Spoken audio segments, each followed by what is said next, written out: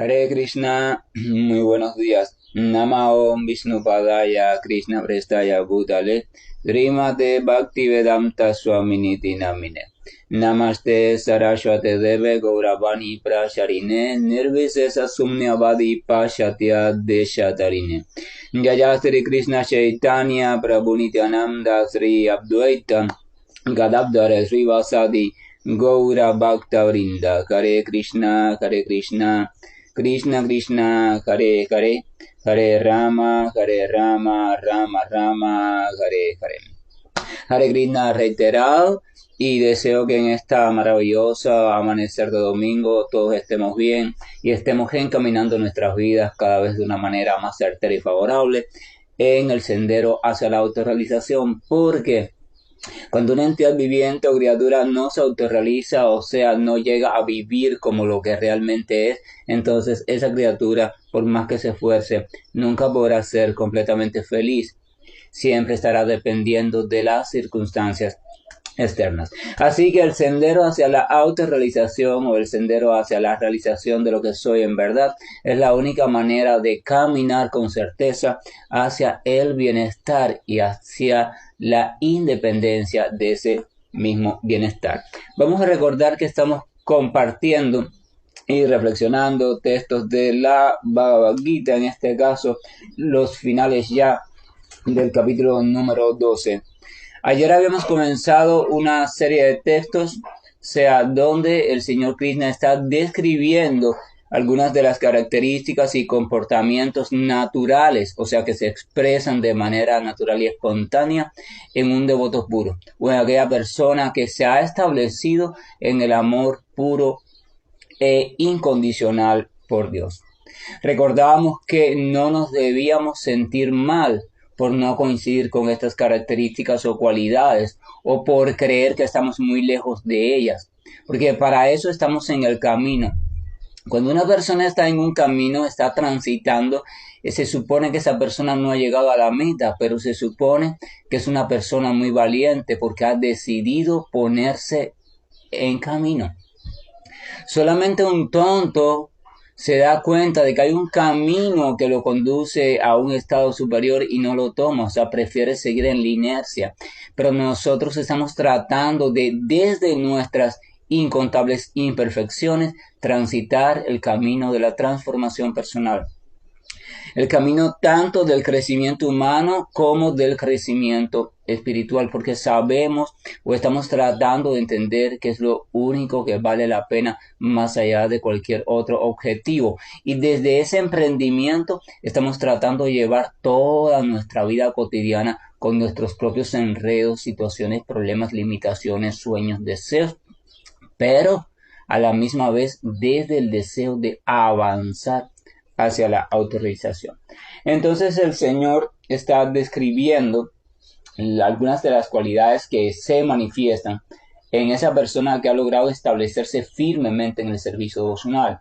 Y esas cualidades nos sirven de motivación porque nos hacen pensar que esa meta es alcanzable, que nosotros también podremos lograr eso poco a poco, cada cual a su ritmo. Entonces el verso ayer leíamos un verso que lo voy a repetir para que se vaya quedando en nuestra mente, donde decía: aquel que no es envidioso, sino que más bien es un buen amigo de todas las entidades vivientes, que no se cree propietario de nada y que está libre del ego falso, que mantiene la ecuanimidad tanto en la felicidad como en la aflicción, que es tolerante, que siempre está satisfecho, que es autocontrolado y que está dedicado al servicio devocional con determinación, con la mente e inteligencia fijas en mí. Esa clase de devoto mío es muy querido por mí. Entonces el texto número 15 dice: aquel por quien nadie es puesto en dificultades y a quien no lo perturba a nadie, que mantiene el equilibrio en la felicidad y en la aflicción, en el temor y en la ansiedad, es muy querido por mí. Eso dice este texto 15.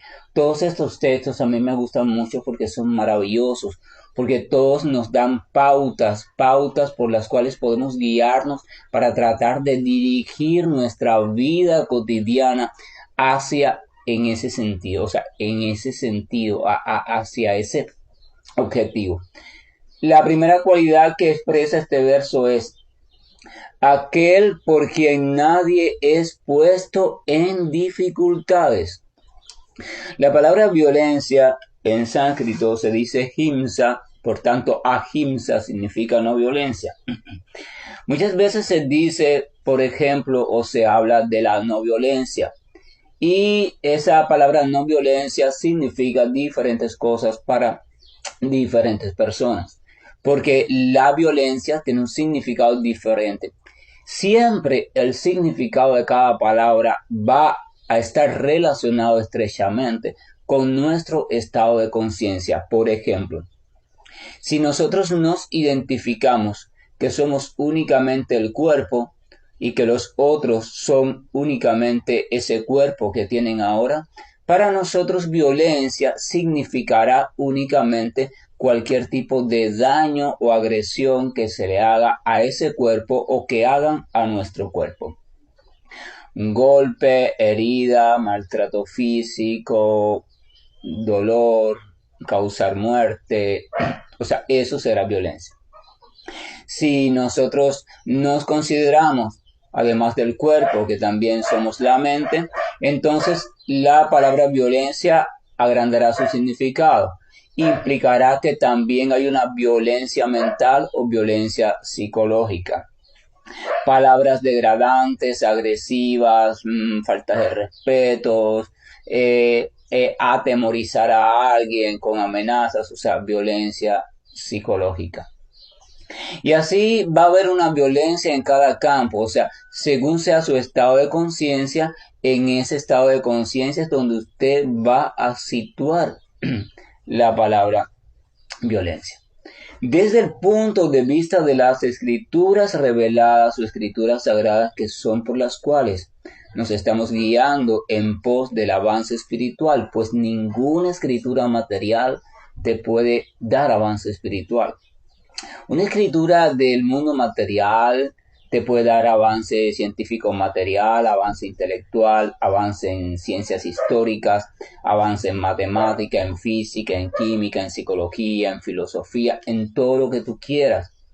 Avance a autoayuda como ser humano, avance en relación de pareja, avance en deporte, lo que tú quieras. Conocimiento sobre las plantas, los animales. Pero ninguna literatura que hable desde el enfoque material de la vida puede darte avance espiritual. Por tanto, si usted quiere avance espiritual, tiene que ir al conocimiento espiritual. Para la literatura espiritual y las grandes almas que han cruzado por esta tierra en diferentes momentos de la creación, la palabra violencia significa causar cualquier perturbación en el avance o en la evolución natural de una entidad viviente. Cuando usted causa de manera consciente o no consciente cualquier tipo de perturbación en el progreso natural de una entidad viviente, o sea, en su evolución natural, cuando usted interrumpe eso, simplemente perturba, obstaculiza esa evolución, se dice que usted está cometiendo violencia con respecto a esa entidad viviente y por tanto usted más tarde o más temprano tendrá que pasar por circunstancias semejantes, o sea, esa violencia será cometida contra usted en esta vida o en próxima vida. Vamos al caso más burdo, matar. Evidentemente matar cuando ocurre, usted está interrumpiendo la evolución natural de esa entidad viviente en ese cuerpo que tiene ahora mismo. Usted está creyéndose el dueño de esa evolución y por tanto cree que tiene el derecho de interrumpirla. Entonces lo que usted está haciendo es que esa entidad viviente tiene que volver a reencarnar en una vida semejante, volver a empezar desde cero, pasar, o sea, usted hace que esa entidad viviente se atrase en su progreso. Pero ese es el ejemplo más burdo, el ejemplo más simple que todo el mundo conoce. Pero hay cosas sutiles, hay cosas muy sutiles que van pasando y que usted cree que no es violencia, pero sí perturban la evolución natural de una entidad viviente. Todo aquello que contribuya a desestabilizar a una entidad viviente es violencia. Cuando una palabra suya, un acto suyo, una postura suya, una objeción suya causa, por ejemplo, ansiedad o inquietud en una persona sin justificación, entonces usted está cometiendo violencia. Porque cuando un ser humano o un animal se perturba, entonces pierde su capacidad de estar ecuánime, y cuando alguien pierde su ecuanimidad, incurre en experiencias internas, o sea, experiencias mentales, psicológicas, nada favorables, y cae en el miedo, en la ira, en la incoherencia, y eso hace que esa entidad viviente asuma conductas que no son favorables, sino conductas que lo llevan a un estado de degradación o un estado de desequilibrio mayor. Por tanto y demás, colocar conscientemente en un estado de ansiedad, de nerviosismo, depresión a alguien es violencia. Decir palabras que no tienes por qué decirlas, que podrías utilizar otras palabras, pero aún así decirlas, y esas palabras que simplemente perturben a la otra persona o que creen ira, genio en la otra persona, entonces usted está cometiendo violencia. Entonces por eso se dice que el devoto, o sea, el devoto puro, dice que el devoto puro porque nadie es puesto en dificultades. O sea, el devoto puro hace todo lo posible en su vida, en su comportamiento, para que su comportamiento, sus palabras o pensamientos no sean causas de dificultad, causa de ansiedad, causa de estrés, causa de incoherencia, causa de sufrimiento, causa de dificultad para ninguna entidad viviente. A veces, evidentemente, tenemos que tener claro algo. Por ejemplo, la perturbación en una persona no depende solamente de la circunstancia o de lo que le esté sucediendo, sino que hay una parte importante que depende de la forma en que ella perciba lo que le está sucediendo.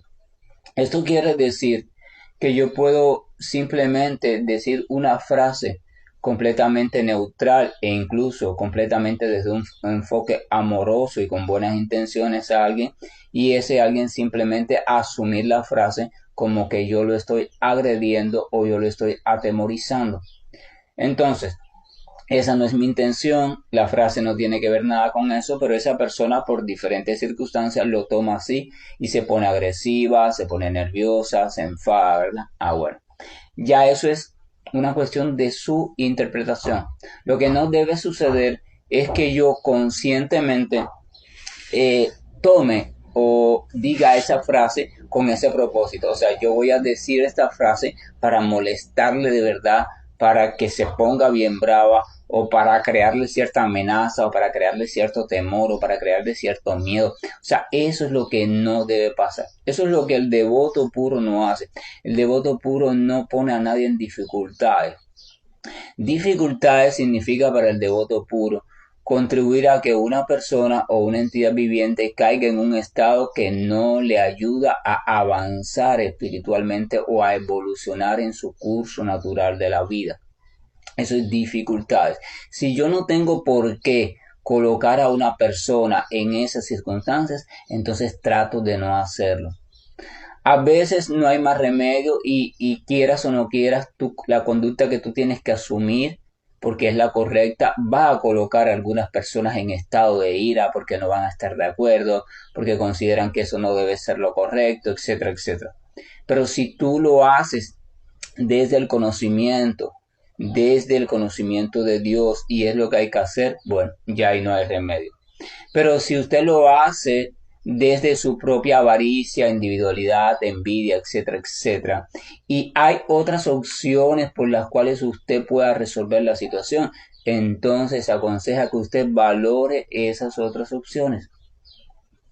O sea, si hay otras opciones un poco más inteligentes, entonces se deben valorar esas opciones, de manera que la otra persona no caiga en perturbación y usted tampoco caiga en perturbación. Entonces el verso continúa diciendo lo siguiente: aquel por quien nadie es puesto en dificultades y a quien no lo perturba nadie. El devoto puro no solo trata de no poner a nadie en dificultades, o sea, de no ser violento con nadie, sino él tiene la capacidad tampoco de no ser puesto en dificultades por nadie. Ahí hablábamos de la otra parte de la violencia, o sea, hay una parte que viene de la situación, pero la otra parte es del significado que yo le atribuyo a la situación. Una persona puede asumir quizás una actitud violenta hacia mí, con sus palabras, con sus pensamientos, con algún gesto, con algún tipo de conducta. Pero el hecho de que yo me sienta víctima o no, de que yo me sienta agredida o no, de que yo me sienta molesta o no, de que yo me sienta que tengo que responder de una forma tal o no, eso está en mis manos. Porque todo está en cómo yo comprenda la situación. Por ejemplo, vamos a suponer que una persona me dice una frase y esa frase está un poco brusca. Yo llegué a una cafetería, pedí un servicio y la camarera o el camarero viene. Entonces así yo siento que me trata con cierto desprecio o siento que viene un poco bruscamente y yo puedo sentirme agredido. Oh, ¿por qué si esta persona su trabajo es atenderme correctamente y yo no le he hecho nada porque ni siquiera he venido aquí nunca ni la conozco? Porque me trata de esta manera, ¿verdad? Y a veces uno se molesta y puede decir, ¿y qué habrá pensado? Entonces uno responde de la misma manera, porque causa y efecto. Casi siempre el comportamiento de alguien incita a un comportamiento semejante de nuestra parte. Porque, por ejemplo, la violencia, cuando la tomamos como violencia, lo que hace es ser captada por la parte nuestra que tenemos escondida, que es violenta también, y esa parte sale.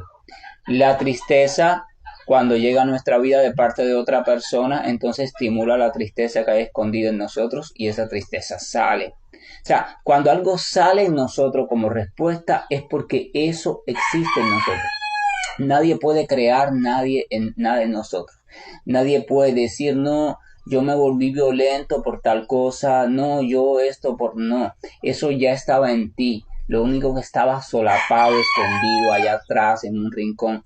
Y algo semejante se presentó en tu vida y eso escondido resonó con eso y simplemente se mostró. No tuvo quien lo contuviera y se reveló, se mostró.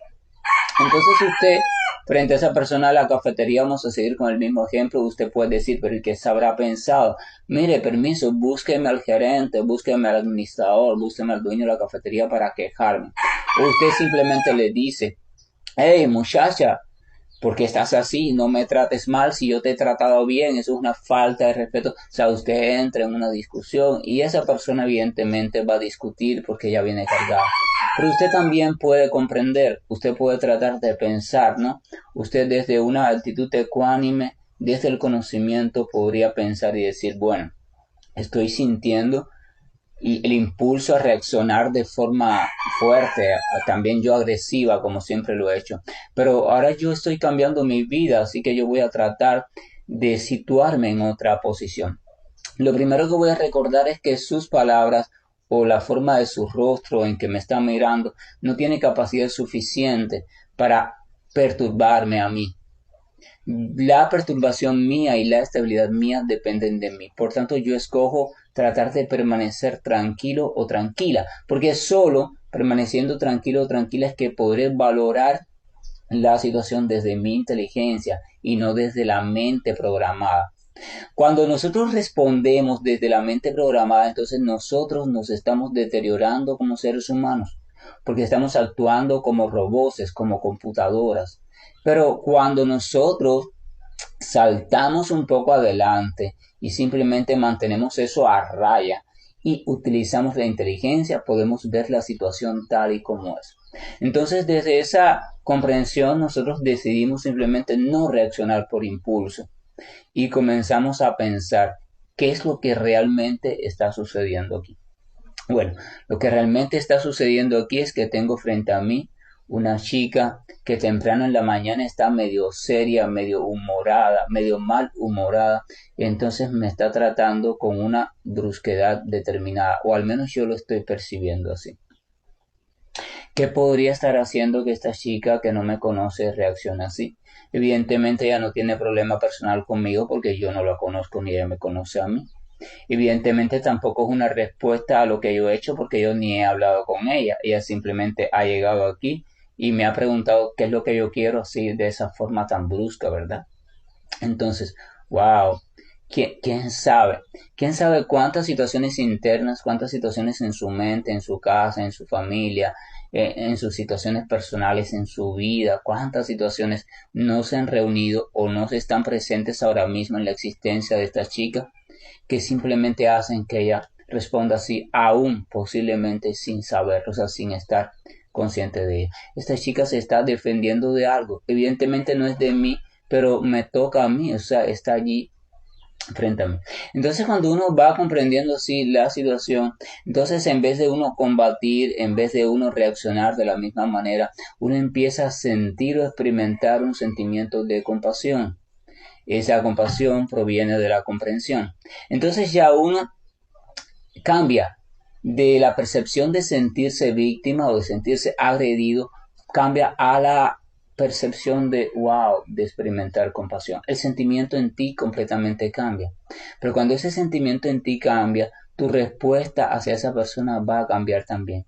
Porque cuando tú te sientes agredido, la respuesta es de un tipo. Pero cuando tú sientes compasión por alguien, la respuesta es de otro tipo. O sea, la respuesta cambia y cuando cambia eso, cambia la situación por completo y es probable entonces, de seguro, que si actúas con inteligencia, la vida de esa persona va a cambiar. Su estado de ánimo también va a cambiar porque la manera en que tú vas a responder va a ser una manera que va a despertar en ella lo mismo, o sea, compasión, amor, y la va a sacar por un momento para que ella se dé cuenta que su vida está perturbada. O sea, que sin motivo ella se está defendiendo, pero se está defendiendo a ciegas contra todo el que ve delante de ella. Y eso no es bueno. Entonces ella va a despertar, va a comprender eso, esa persona va a comprender eso al instante o después. Y eso va a hacer que su corazón, que su día, que su vida, que su circunstancia, que su mente, que todo en su vida vaya cambiando.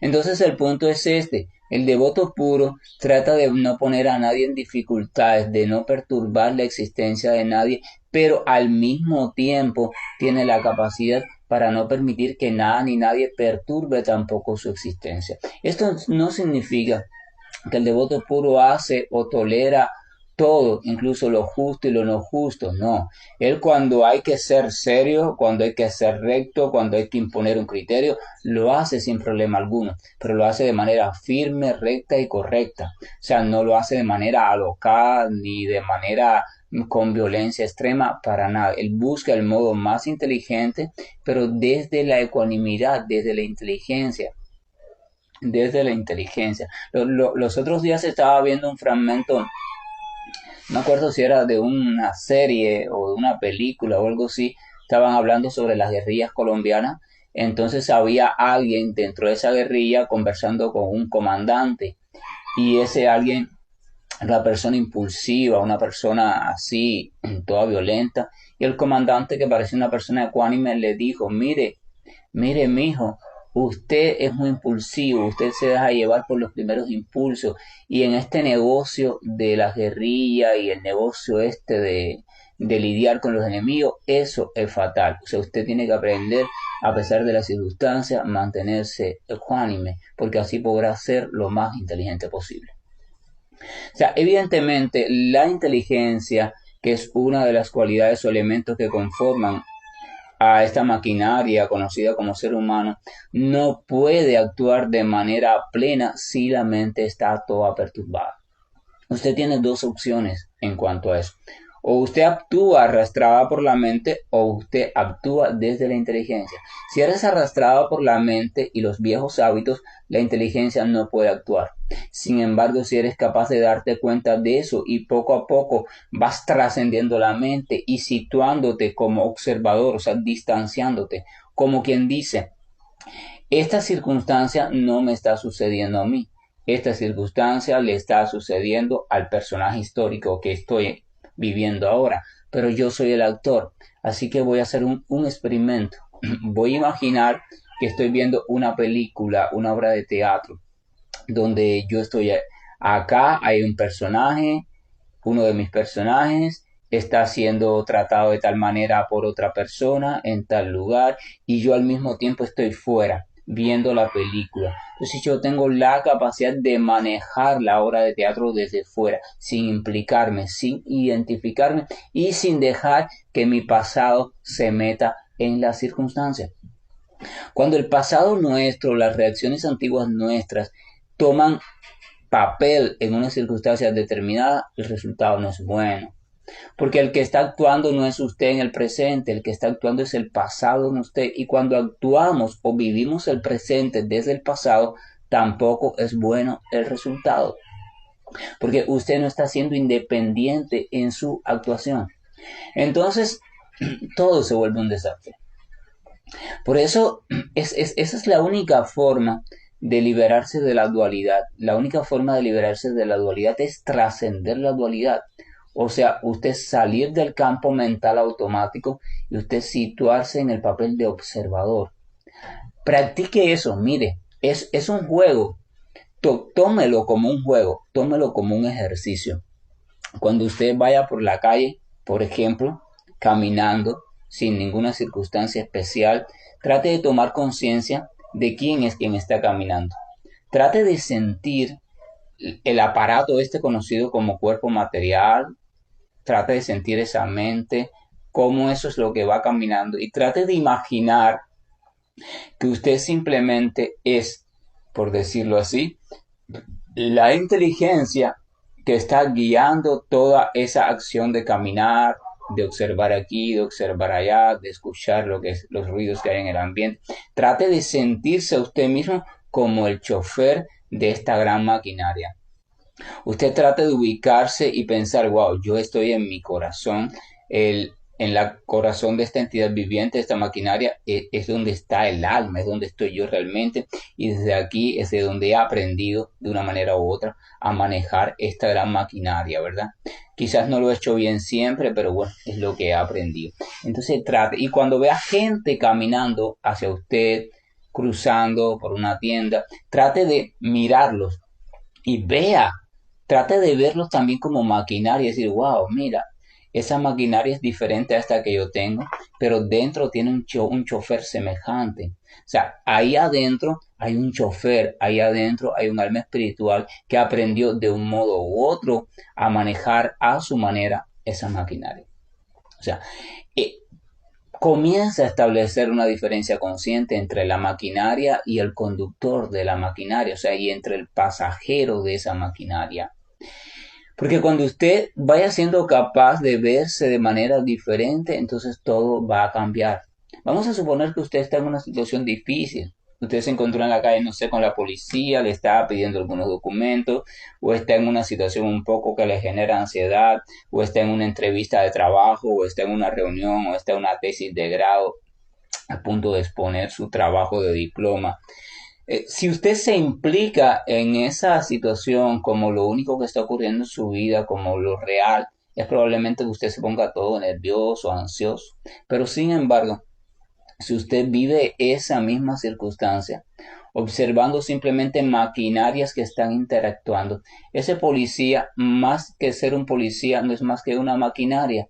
Y dentro hay un pasajero.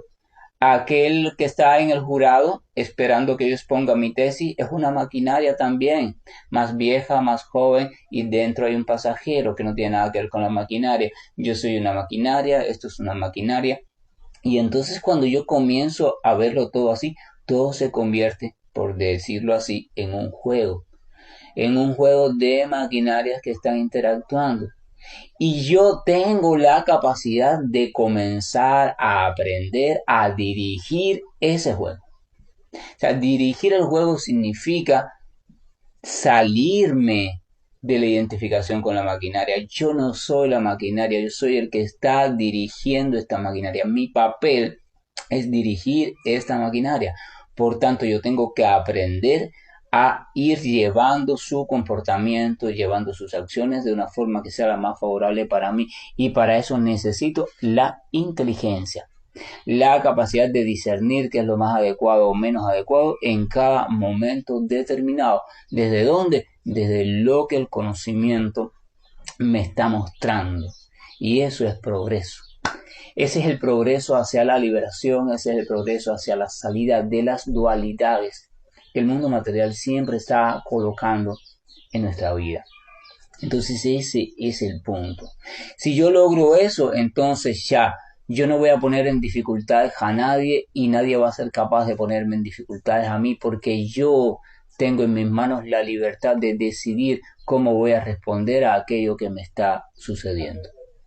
Evidentemente, por ejemplo, yo recibo ahora un golpe fuerte en una pierna, evidentemente un dolor físico y va a venir una reacción automática. Yo voy a sentir un dolor fuerte, yo voy a ponerme las manos en las piernas, yo voy a gritar, voy a llorar si es muy fuerte el dolor, pero al mismo tiempo, esa es la respuesta natural fisiológica, pero al mismo tiempo, yo cuando me calme tengo la capacidad de decidir qué voy a hacer con eso que sucedió. Voy a sentir odio por cómo fue que me golpeé o con quién fue que me golpeé o cómo fue el accidente, o voy a sentir tristeza porque ahora qué va a ser de mi vida, voy a sentir depresión o voy a sentir enojo, no sé, lo que vaya a sentir, eso depende de mí. Eso no depende del golpe en la pierna, eso no depende del tamaño del golpe, eso depende de cómo yo voy a decidir responder a esa situación. Si yo respondo a la situación desde la maquinaria, o sea, metido en la maquinaria, entonces todo lo que me va a pasar por la mente es malo, porque mi maquinaria está sufriendo aparentemente. Sin embargo, si yo recuerdo que soy el pasajero que va dentro de la maquinaria, entonces yo puedo dirigir. No, espérate un momento.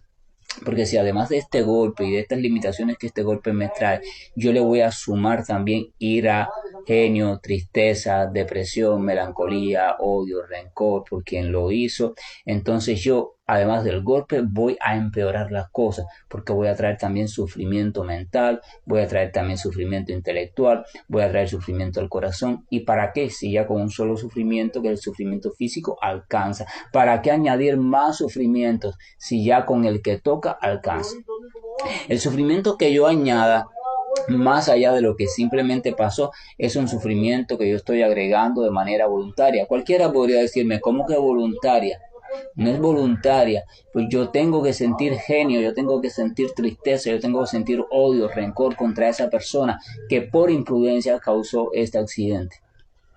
Entonces la pregunta sería, perfecto, si usted quiere añadir odio, rencor, etcétera, etcétera, y usted con eso cree que su pierna va a curarse, si usted con eso cree que ya simplemente el accidente se va a borrar de su mente, pero saben, no, lo que va a hacer es pasar lo contrario. Su pierna se va a demorar más en curarse, porque cuando usted siente odio, cuando usted siente ira, se perturba su proceso fisiológico natural de recuperación, porque usted está robando la energía de recuperación y la está empleando en convertirla en odio, en ira, en rencor. Y el cuerpo necesita que la energía esté lo más equilibrada posible para él hacer el mejor proceso de recuperación posible. Y por la segunda parte, si usted cree que sentir odio va a resolver el accidente en su mente, debe saber que va a pasar lo contrario. Cuando usted une un acontecimiento con un sentimiento negativo fuerte, ese acontecimiento queda más fijado en su mente. Lo que va a hacer usted es que ese acontecimiento se grabe lo más posible en su mente hasta el punto que no va a poder olvidarlo nunca. Va a vivir con odio día y noche. Entonces, además de la lenta recuperación de su pierna, usted va a tener un sufrimiento terrible día y noche en su mente y en su corazón. No, y eso, bueno, si alguien quiere vivirlo, pues adelante, cada cual es libre, pero pienso que no sea lo más inteligente. Entonces yo tengo la capacidad, el devoto tiene la capacidad en su madurez de hacer esas dos cosas al mismo tiempo. Primero, ser prudente en su comportamiento para no tratar de perturbar a nadie. Y segundo, aprender la ciencia de no ser perturbado por nadie. Evidentemente esto es limitado, cada uno de nosotros tenemos nuestros límites. No se sienta usted mal tampoco cuando usted se sienta perturbada, porque siempre hay cosas que nos van a perturbar, hay cosas que nos van a sacar de nuestros límites, hay cosas que nos van a dar un sentimiento u otro, no importa. Krishna también recomienda en uno de los capítulos primeros del Gita que tampoco es bueno reprimir. Si usted ya sintió ese sentimiento, pues lo sintió. No se sienta mal por eso, lo que tiene que hacer es observarlo y trabajar sobre ese sentimiento para que cada vez sea menor en usted. O sea, aparece porque todavía queda en mí muchas cosas por transformar, muchas cosas por purificar, pero aún así el Señor está ahí siempre dispuesto. Por eso el Señor no me va a excluir del derecho a acercarme a Él. Al contrario, el Señor dice, yo siempre estoy dispuesto, pídeme ayuda, y cuando yo veo que sinceramente tú en tu corazón quieres cambiar, pues entonces yo estoy allí para socorrerte y para ayudarte en ese cambio. Pero el devoto va a hacer lo posible. El devoto al menos tiene que tener la intención. Él tiene que tener la intención de tomar su vida conscientemente en sus manos y tratar de pensar, yo voy a tratar de no poner en estado de violencia a ninguna criatura. A veces en estos aspectos de la religión, la espiritualidad, cosas así, se comete mucha violencia. Vamos a suponer que usted es vegetariano. Usted es vegetariano porque su práctica sí lo exige, porque usted decide serlo, porque las escrituras que usted consulta dan ese enfoque. Perfecto. Vamos a suponer que usted llega a la casa de alguien que también practica un camino de espiritualidad o un camino de religión, lo que sea, pero esta persona no es vegetariana. Y entonces usted se molesta porque esta persona no es vegetariana y le dice, pero ¿cómo tú no vas a ser vegetariano y estás practicando un camino de espiritualidad? Y entonces tú empiezas a darles argumentos sobre cómo es que él no es vegetariano. Pero la otra persona le da argumentos desde sus escrituras y le dice que por qué tiene que ser vegetariano, si en sus escrituras su Señor no le dice en ningún momento que sea vegetariano. Entonces usted le da argumentos y esa persona le da argumentos. Entonces usted se molesta con esa persona porque no es vegetariano. Esa persona se molesta con usted porque usted no entiende que ella no tiene por qué ser vegetariano, ¿verdad? Evidentemente las dos personas están cometiendo un error, porque las dos personas están asumiendo una conducta que causa perturbación al otro y causa perturbación en sí misma. Vamos a suponer que, por ejemplo, que usted hace ayuno, usted decide hacer ayuno. Para esos 2 días que usted haga ayuno, usted poder concentrarse más en la práctica espiritual. Pero vamos a suponer que otra persona decide no hacer ayuno, porque simplemente esa persona, su práctica espiritual está enfocada en 2 cosas, en agradecer todos los alimentos que el Señor le pone en su vida y en predicar en la calle, en largos viajes de prédica. Usted podría cuestionar a aquella persona porque no hace ayuno, y aquella persona podría cuestionarle a usted porque hace demasiado ayuno. Entonces, vamos a ver el punto desde una manera completamente fría. ¿Por quién usted está haciendo ayuno y por quién o para quién la otra persona no está haciendo ayuno? Usted está haciendo ayuno para reforzar su práctica espiritual, su oración, su meditación, lo que usted quiera, o sea, pero dirigidas a Dios, ¿verdad? Perfecto, o sea, su ayuno es para su relación con Dios. La otra persona no está haciendo ayuno. ¿Por qué no está haciendo ayuno? Porque ella simplemente aprovecha cada alimento que tenga para dar gracias a Dios, así como aprovecha cada alimento que tenga para consumirlo y tener su cuerpo en forma, con energía, para poder predicar en sus largos viajes. O sea, las dos personas, tanto en ese caso, tanto el que está ayunando por esa razón como el que no lo está haciendo por esa razón, las dos están haciendo su conducta o están desarrollando su conducta en dirección a Dios. El porqué o el argumento de cada uno de ellos es Dios. Entonces los dos están haciendo lo correcto. No se trata de la conducta asumida por la persona, se trata de la razón por la cual la esté asumiendo. Si para una persona encender una vela es parte de su ritual de relación directa con Dios, pero para usted en su cultura, porque es, no sé, está muy afiliado a la India o no sé qué, no se utilizan las velas y no se utilizan las lámparas con ghee o mantequilla clarificada. Entonces usted va a ver eso como mal y usted va a decirle que no, que eso es incorrecto, que es las lámparas de ghee. ¿Entiende? Pero eso es una estupidez, porque esa persona está utilizando la vela, cuando ella prende la vela, para establecer una relación con el Señor Supremo, o sea, para reforzar su relación directa con Dios en su ritual diario o en su práctica diaria. Y usted está utilizando la lámpara de ghee para el mismo propósito, pero el propósito es el mismo. Entonces hay que tener cuidado con ese tipo de tonterías, con ese tipo de comportamientos, porque a veces estás creando ansiedad en otra persona, a veces estás creando perturbación en otra persona y esa persona está haciendo algo que está relacionado directamente con el Señor Supremo. Se está causando tanto daño, se está causando tanto mal en el mundo en función a estas tonterías, en función a que si este reza de una forma, que si el otro reza de otra, que si este lee este libro, que si yo leo aquel, que si este es el más sagrado, que si aquel es el más sagrado, que si eso no se hace de esta forma, que si se hace de aquella, que si hay que bañarse 3 veces al día, que si hay que bañarse 2, que si hay que bañarse una, que si hay que bañarse en el río tal o en el mar tal. Tenemos que dejar esa apreciación externa de la espiritualidad e ir a la espiritualidad directa, a la espiritualidad interna. El propósito, cada cultura ha establecido métodos diferentes para propósitos iguales. Si el propósito de la conducta, si el propósito de la práctica, si el propósito del tipo de cosas que esa persona hace está relacionado directamente a crecer en el amor por Dios y a su relación profunda y desinteresada para con el Señor Supremo, entonces su actividad es correcta. Si su corazón está sinceramente establecido en el deseo de relacionarse con Dios y él simplemente está siguiendo el método que le enseñaron, entonces está haciendo lo correcto. Y usted no tiene el derecho de ser violento, usted no tiene el derecho de perturbar la conciencia de esa persona ni la mente de esa persona porque simplemente su práctica o sus lecturas o lo que sea diferente. Si esa persona está haciendo algo y ese algo no lo relaciona directamente con Dios, ya eso es otra cosa.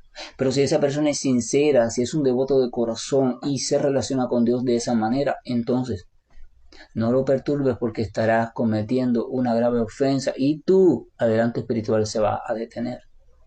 Entonces no pongas a nadie en situación difícil, ni tampoco permitas que nadie te perturbe o te ponga a ti en una situación difícil, porque todos tenemos esa capacidad.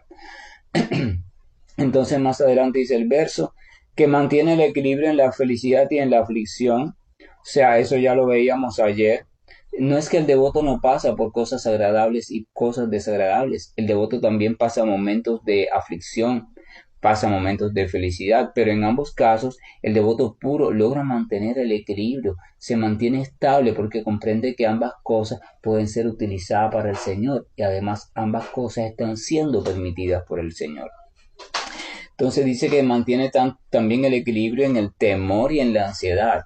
O sea, no es que el devoto no siente temor y ansiedad, el devoto también siente temor, siente ansiedad, pero los percibe, se da cuenta que la ansiedad está allí, se da cuenta que el temor está allí y él mantiene el equilibrio, o sea, en ambas circunstancias él permanece fijo con su mente en el Señor. Entonces la ansiedad pasa, entonces el temor pasa, él lo siente, pero mantiene el equilibrio. Entonces dice, esa clase de devoto es muy querido por mí. Voy a repetir el verso completo. Aquel por quien nadie es puesto en dificultades y a quien no lo perturba nadie, que mantiene el equilibrio en la felicidad y en la aflicción, en el temor y en la ansiedad, es muy querido por mí. Entonces recuerden que en estos días vamos a ir leyendo los demás versos que hablan sobre cualidades del devoto, reflexionando brevemente sobre ellos y tratando de llevarlos a nuestra vida cotidiana. Es bueno reflexionar sobre la violencia. O sea, ¿cuántas veces yo no cometo violencia en mi vida, incluso dando argumentos espirituales? Dando argumentos espirituales. ¿Por qué? Porque yo tengo que comprender que mi manera de relacionarme con Dios no tiene que ser exactamente la misma que utilice otra persona. De hecho, nadie se relaciona de la misma forma con la misma persona. Cada cual tiene su manera de relacionarse. Lo que esa manera tiene que estar es guiada por la sinceridad. Si hay sinceridad en el corazón de esa persona, si hay deseo sincero, entonces adelante. Esa persona lo está haciendo correctamente. Lo está haciendo correctamente. Entonces vamos a recordar también siempre que hay una diferencia entre la maquinaria y cómo se comporta esta maquinaria conocida como ser humano y el alma espiritual. No confunda lo que hace la maquinaria con la calidad del alma espiritual. Comienza a ver maquinarias y verá cómo eso va a resolver muchos de sus miedos, muchas de sus ansiedades. Comienza a ver maquinaria. Recuerdo que una vez había un truco, había un muchacho que se ponía nervioso, personas nerviosas frente a un examen al tribunal y alguien le recomendó, no sé, su terapeuta, qué sé yo, le recomendó, cuando esté frente al tribunal que te pongas nervioso así frente a los expertos que van a examinarte. Trata de en tu imaginación imaginar que son animales, que uno es un mono, que el otro es un chimpancé, que el otro es una ardilla. O sea, cámbiales la cara, en tu mente cámbiales la cara, empieza a ver animales y como ya no ves el tribunal, simplemente ves animales, eso te va a dar cierto, por dentro, cierto estado de gracia o de risa y entonces tu nerviosismo se va a transformar en relajación y entonces podrás exponer tu trabajo de grado sin nerviosismo o al menos con el menor nerviosismo posible. Si cambiamos nuestra percepción de las cosas cambian. Todos los problemas de nuestra vida están construidos en base a nuestra percepción. Tenemos que revisar cómo estoy viendo las cosas. Cómo estoy viendo las cosas, porque cuando yo cambio la manera en que veo las cosas cambian. Eso es lo que la escritura nos está invitando. La escritura nos está invitando a que descubramos que nuestra mente nos está engañando muchas veces, que tenemos que cambiar eso y que podemos cambiarlo desde el conocimiento y conocimiento significa descubrir que estamos siendo atrapados por nuestras programaciones mentales. Así que manos a la obra. Si yo logro cambiar eso poco a poco, desde lo más simple hasta lo más complejo, mi vida sin lugar a duda cambiará por completo. Yo ganaré mi liberación, me independizaré de la mente y podré actuar con completa inteligencia. Y cuando uno actúa por completa inteligencia, movido por un amor sincero hacia Dios, la vida, créanme, se hace tranquila, pacífica, perfecta, amorosa y sobre todas las cosas se hace cierta la meta suprema. Volver a establecer una relación completa y amorosa con aquel que es mi Señor. Y de ahí viene la felicidad plena, aun en cualquier circunstancia de la vida. Que la gracia y el amor de nuestro Señor nos acompañe, que nos ayude a ser perseverante en este camino, pero sobre todo que nos ayude a mirar las cosas con lucidez para que podamos ver que nuestro avance podemos tomarlo en nuestras manos.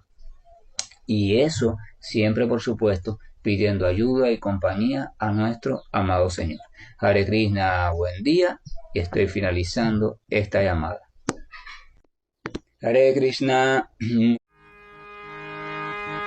Hare Krishna,